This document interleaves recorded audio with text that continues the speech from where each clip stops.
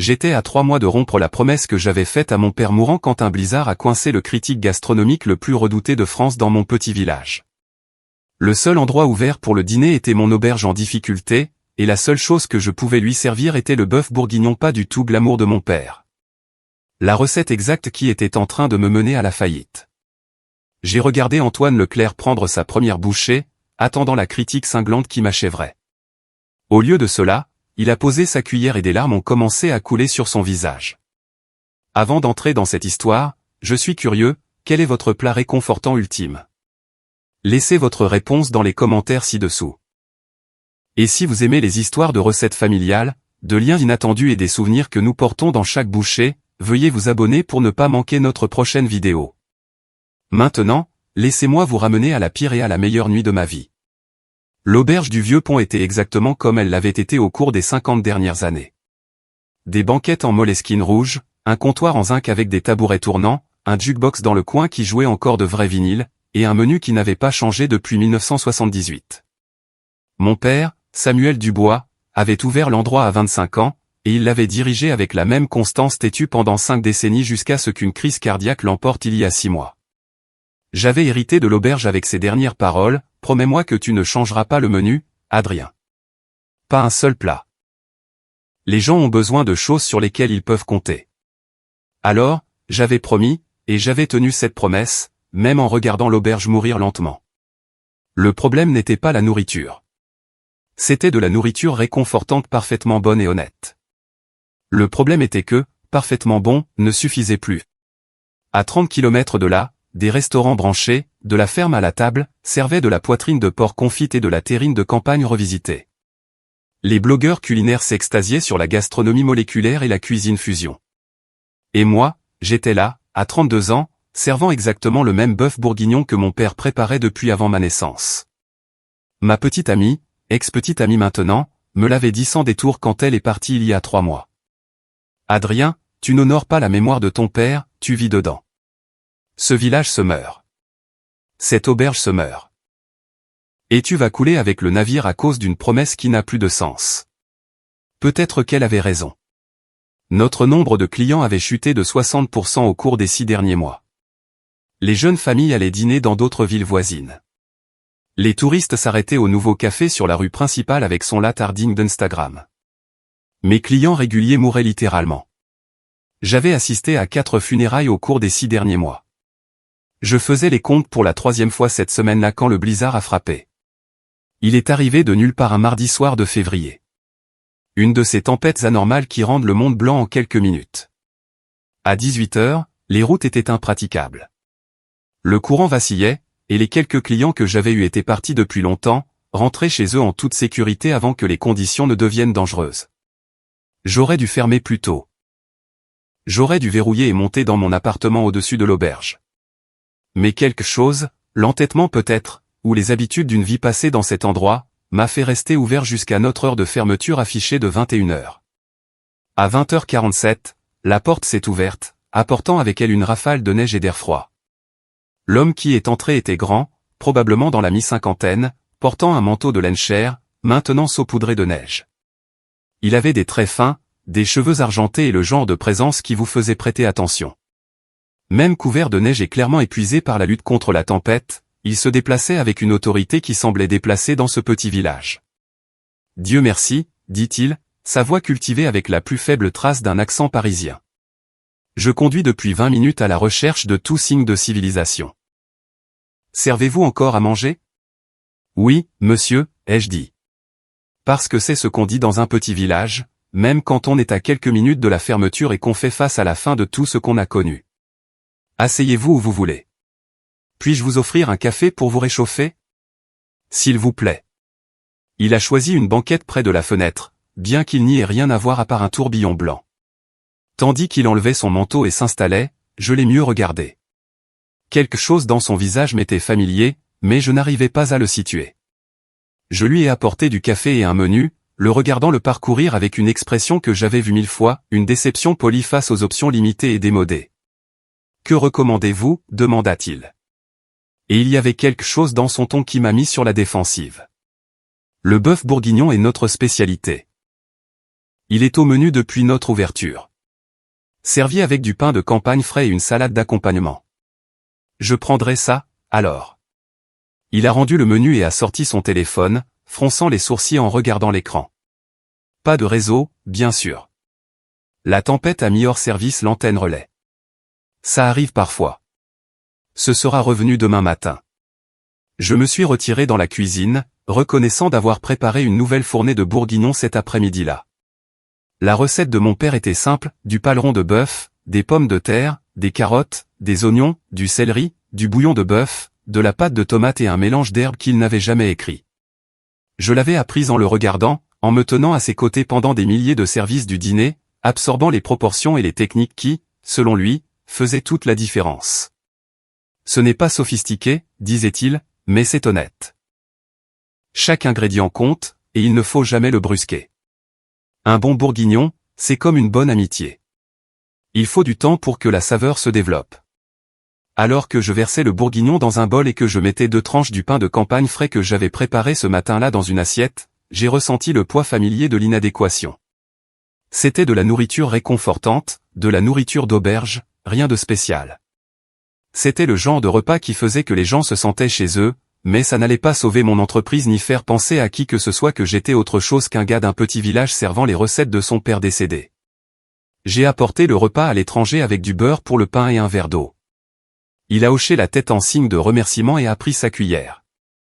Et c'est là que ça m'a frappé. Je savais exactement qui il était. Antoine Leclerc, le critique gastronomique le plus redouté de France, l'homme qui avait fait fermer un restaurant 3 étoiles Michelin dans un quartier chic de Paris avec une seule critique dévastatrice. L'écrivain dont les chroniques dans la Gazette culinaire pouvaient faire ou défaire la réputation d'un restaurant du jour au lendemain. Et je venais de lui servir le bœuf bourguignon ordinaire de mon père dans une auberge mourante au milieu de nulle part. Mon cœur s'est mis à battre la chamade. J'ai envisagé de dire quelque chose, peut-être de m'excuser à l'avance pour la simplicité du repas, mais qu'aurais-je dit? Désolé, ce n'est pas à la hauteur de vos standards habituels, mais c'est tout ce que nous avons. Cela n'aurait fait qu'empirer les choses. Au lieu de cela, je me suis retiré derrière le comptoir, faisant semblant de nettoyer la machine à café tout en le regardant du coin de l'œil. Leclerc a porté une cuillerée de bourguignon à ses lèvres, a brièvement inhalé l'arôme et a pris une bouchée. Puis il est devenu complètement immobile. Sa cuillère a retenti en tombant dans le bol. Il a regardé la nourriture comme si elle venait de lui parler. Et puis, à mon grand choc, des larmes ont commencé à couler sur son visage. Pas une seule larme, pas une subtile montée d'humidité. De vraies larmes coulant librement sur les joues d'un homme connu pour ses critiques brutales et sans émotion des meilleurs restaurants du monde.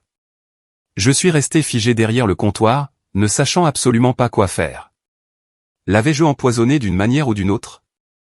Faisait-il une réaction allergique? Devais-je appeler à l'aide? Et si oui, comment? Sans réseau cellulaire et avec la ligne fixe ne joignant que les sapeurs-pompiers volontaires. Leclerc a sorti un mouchoir et s'est essuyé les yeux, mais les larmes continuaient de couler. Il a pris une autre bouchée de bourguignon et ses épaules se sont mises à trembler. Je n'en pouvais plus. Je me suis approché de sa banquette. Monsieur, ça va? Il y a un problème avec la nourriture? Il m'a regardé avec des yeux rougis, et quand il a parlé, sa voix était épaisse d'émotion. Où avez-vous eu cette recette? La question n'était pas celle à laquelle je m'attendais. C'est la recette de mon père. Il l'a faite de la même manière pendant 50 ans. Pourquoi? Chaque ingrédient. Je dois connaître chaque ingrédient, chaque technique, chaque détail de la façon dont cela a été préparé. Je me suis assis en face de lui, complètement confus. C'est juste un bœuf bourguignon. Du paleron, des légumes, du bouillon, de la pâte de tomate, des herbes. On le fait braiser à feu doux pendant environ 4 heures. Rien de sophistiqué. Les herbes, dit-il avec urgence. Quelles herbes exactement? Du thym, des feuilles de laurier, et... J'ai fait une pause parce que c'était la partie sur laquelle mon père avait toujours été mystérieux. Et autre chose. Mon père appelait ça son ingrédient secret, mais il ne m'a jamais dit ce que c'était. J'ai finalement trouvé à l'odeur.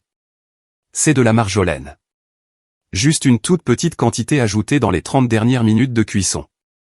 Leclerc a mis sa tête dans ses mains. De la marjolaine. Bien sûr, j'aurais dû le savoir. J'aurais dû m'en souvenir.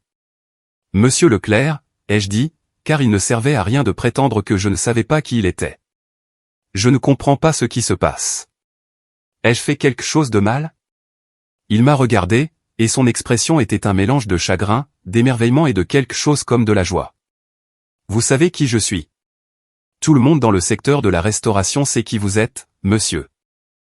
Alors vous devriez savoir que j'ai mangé dans tous les restaurants dignes de ce nom en France et probablement dans la moitié de l'Europe. J'ai eu des repas préparés par des chefs de renommée mondiale, des plats qui coûtent plus que ce que la plupart des gens gagnent en une semaine. J'ai goûté à l'innovation, à l'art et au génie culinaire au plus haut niveau. Il a fait un geste vers le bol de bourguignon devant lui. Et ceci, ce simple bœuf bourguignon dans une auberge, est le repas le plus important que j'ai eu en 20 ans car il a le goût exact, incroyablement, parfaitement identique à la recette de ma mère. Une recette que je pensais avoir perdue pour toujours quand elle est morte. La cuisine est soudainement devenue trop chaude. J'ai desserré mon col. Ce n'est pas possible. Mon père a créé cette recette. L'a-t-il fait? Demanda doucement Leclerc. Ou quelqu'un la lui a-t-il apprise? Je me suis reculé, mon esprit s'emballant. Mon père a ouvert l'auberge en 1978 quand il avait 25 ans. Il avait toujours dit qu'il avait appris à cuisiner du meilleur professeur qu'il ait jamais eu, mais il n'avait jamais donné plus de détails. J'avais supposé qu'il parlait de sa propre mère, ma grand-mère, mais elle avait toujours insisté sur le fait qu'elle ne lui avait jamais rien appris au-delà de comment faire bouillir de l'eau. Le nom de ma mère était Catherine Leclerc, a poursuivi Antoine. Avant d'épouser mon père et de déménager à Paris, elle vivait près d'ici. Elle travaillait dans des restaurants, économisait chaque centime, rêvait d'ouvrir un jour son propre établissement. Elle avait un don pour la cuisine. Pas de la nourriture sophistiquée, mais le genre qui vous faisait vous sentir aimé. Son bœuf bourguignon était légendaire parmi les gens qui la connaissaient. Il a pris une autre bouchée, fermant les yeux en la dégustant. Elle est morte il y a 20 ans. Soudainement, un anévrisme. Elle était partie avant que l'un de nous puisse dire au revoir. Et ses recettes sont mortes avec elle. Elle n'avait jamais rien écrit, disant que la cuisine était une question de sentiment et d'instinct, pas de mesure. J'ai essayé pendant des années de recréer son bourguignon, mais je n'ai jamais réussi. Ce qui s'en rapprochait le plus manquait de quelque chose, d'un élément que je ne pouvais pas identifier. La marjolaine, ai-je dit doucement. La marjolaine, a-t-il confirmé. Elle appelait ça son murmure secret, juste assez pour ajouter de la complexité sans être identifiable. J'avais oublié. Je l'avais goûté des milliers de fois mais je n'ai jamais su ce que c'était. Mais comment mon père aurait-il pu connaître sa recette? Leclerc a sorti son portefeuille et en a extrait une vieille photo usée. Il me l'a tendue. Je garde cette photo d'elle dans mon portefeuille car elle montre à quel point elle était heureuse dans une cuisine depuis sa jeunesse. La photo montrait une jeune femme, probablement dans la mi-vingtaine, debout dans une cuisine que j'ai immédiatement reconnue. La cuisine de l'auberge du Vieux Pont, plus récente, mais indubitablement la même. Elle riait, portait un tablier, tenait une cuillère en bois. À côté d'elle, avec son bras autour de ses épaules, se trouvait un jeune homme que j'ai aussi reconnu sur de vieilles photographies. Mon père, des décennies avant ma naissance. J'ai retourné la photographie. Au dos, à l'encre pâlie, était écrit « Catherine et Sam, 1979 ». Le meilleur partenaire de cuisine que j'ai jamais eu. Je promets de ne jamais changer ton bourguignon. Adieu, Cathy. SD, le monde a semblé basculer. C'est mon père. Ils travaillaient ensemble. Elle a dû le faire, dit Leclerc, sa voix douce d'émerveillement. Avant de déménager à Paris, avant de rencontrer mon père. Elle a dû travailler ici, apprendre à votre père ses recettes, lui faire promettre de les préserver. J'ai pensé aux dernières paroles de mon père, à son insistance pour que je ne change jamais le menu. J'avais pensé que c'était une question de tradition, de constance têtue. Mais ce n'était pas du tout ça. Il s'agissait de tenir une promesse faite à une amie, de préserver quelque chose de précieux qui lui avait été confié. Monsieur Leclerc, ai-je dit, ma propre voix devenant maintenant épaisse. Mon père m'a fait promettre la même chose. Sur son lit de mort, il m'a fait jurer de ne pas changer le menu. J'ai tenu cette promesse même si elle est en train de tuer cette entreprise. Je pensais être loyal envers lui, mais en réalité, j'étais loyal envers les recettes de votre mère. Nous sommes restés là en silence un moment. Deux hommes reliés par la cuisine d'une femme, par une recette qui avait survécu des décennies et voyagé à travers les générations. Puis-je voir votre cuisine? Demanda finalement Leclerc. J'aimerais comprendre comment ce miracle a survécu. Je l'ai conduit à travers la porte battante dans la petite cuisine efficace du vieux pont. Tout était vieux mais méticuleusement entretenu. La cuisinière à 6 brûleurs que mon père avait acheté d'occasion en 1982. Le vieux réfrigérateur qui fonctionnait encore parfaitement. Les planches à découper en bois usées par des décennies d'utilisation. Leclerc se déplaçait dans l'espace comme s'il visitait une cathédrale. Il a passé ses mains sur les comptoirs, a examiné les casseroles suspendues à leurs crochets, a étudié l'étagère à épices avec ses bocaux étiquetés. C'est exactement le genre de cuisine qu'elle aimait, dit-il. Simple, honnête, construite pour faire du bon travail plutôt que pour frimer. Elle disait que l'équipement sophistiqué n'était qu'un moyen de masquer un manque de compétences. Monsieur Leclerc, puis-je vous demander quelque chose? Appelez-moi Antoine. Je pense que nous avons dépassé les formalités. Antoine, alors. Pourquoi êtes-vous devenu critique gastronomique? Si vous aimiez tant la cuisine de votre mère, pourquoi passer votre vie à juger si durement la nourriture des autres? Il est resté silencieux un long moment, regardant toujours autour de la cuisine. Honnêtement, je la cherchais. Dans chaque restaurant, chaque repas, chaque plat que je critiquais, une partie de moi cherchait ce sentiment de foyer, ce sentiment d'être aimé que sa cuisine me donnait. Quand je ne le trouvais pas et je ne l'ai jamais trouvé, pas une seule fois en 20 ans je devenais en colère, amer. Je passais ma déception sur des chefs qui essayaient simplement de rendre les gens heureux comme ma mère l'avait fait. C'est pourquoi vos critiques sont si dures, ai-je dit, la compréhension se faisant jour. Vous ne jugiez pas la nourriture. Vous pleuriez ce que vous aviez perdu. Peut-être, bien que ce ne soit pas une grande excuse pour les dommages que j'ai causés aux moyens de subsistance de bonnes personnes. Il s'est tourné vers moi. Adrien, puis-je vous demander quelque chose maintenant? Bien sûr. Que allez-vous faire de cet endroit? Votre père est parti depuis 6 mois. Vous avez dû penser à votre propre avenir. La question que j'évitais depuis des mois. Je ne sais pas. Je lui ai promis que je ne changerais rien, mais l'auberge se meurt. Nous perdons de l'argent chaque mois. Dans 3 mois, peut-être 4, je devrais fermer les portes définitivement. Parce que vous servez la nourriture de votre père, à la manière de votre père, à un monde qui a évolué, a dit Antoine. Mais et si le monde n'avait pas évolué? Et s'il avait simplement oublié ce qui compte vraiment? Je ne comprends pas, il a fait un geste autour de la cuisine. Cet endroit, cette nourriture, ces recettes ils ne sont pas démodés ou dépassés. Ils sont authentiques. Ils sont réels. Dans un monde de mousse, de pincettes et d'ingrédients que personne ne peut prononcer, vous offrez quelque chose qui est devenu rare. Un réconfort honnête, fait avec compétence et préservé avec amour. Ce n'est pas sans valeur. C'est inestimable. Alors pourquoi personne ne vient ici? Ai-je demandé, la frustration de 6 mois finissant par éclater. Pourquoi je sers 20 repas par jour alors que j'en servais une centaine? Parce que personne ne sait ce que vous avez, dit simplement Antoine.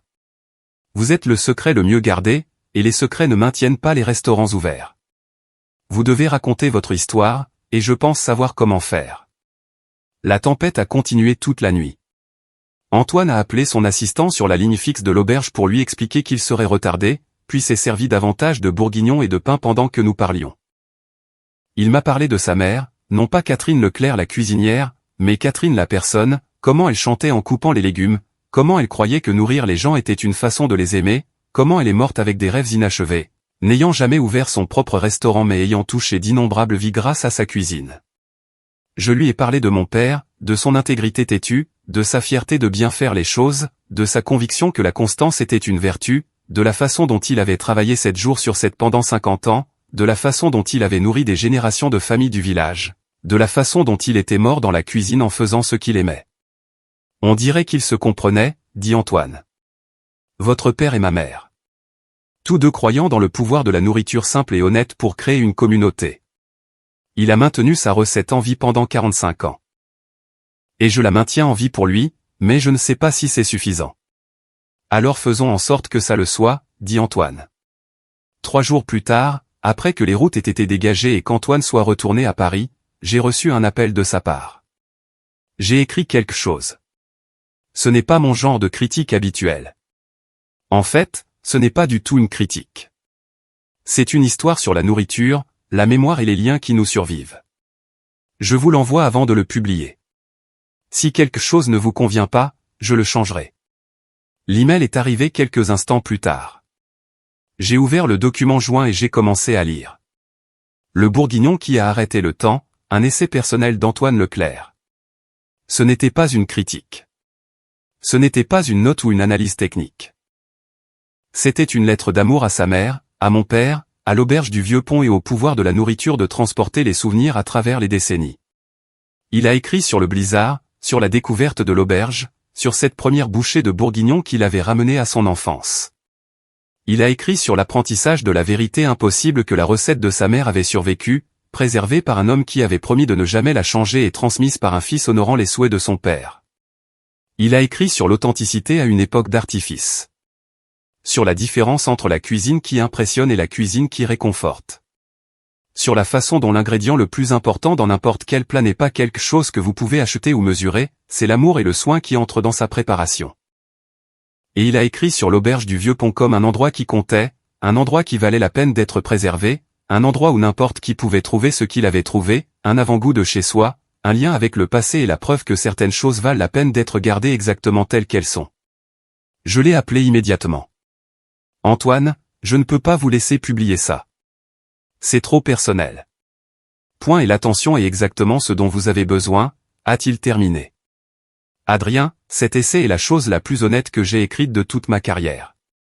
Pendant 20 ans, j'ai été un critique, démolissant le travail des autres tout en cherchant quelque chose que je ne savais même pas que je pouvais trouver. Vous et votre père m'avez rendu une partie de ma mère. Laissez-moi vous donner quelque chose en retour. Et si les gens viennent et sont déçus? Et si la nourriture n'est pas assez bonne? La nourriture est parfaite, dit fermement Antoine. Elle est parfaite depuis 45 ans. Faites-moi confiance. Faites confiance à votre père. Faites confiance à Catherine. Il savait ce qu'il faisait. L'essai a été publié dans La Gazette culinaire, 3 jours plus tard et est devenu viral en quelques heures.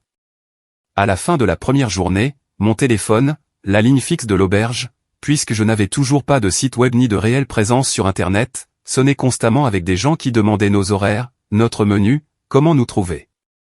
À la fin de la première semaine, nous avions des réservations complètes pour 3 mois.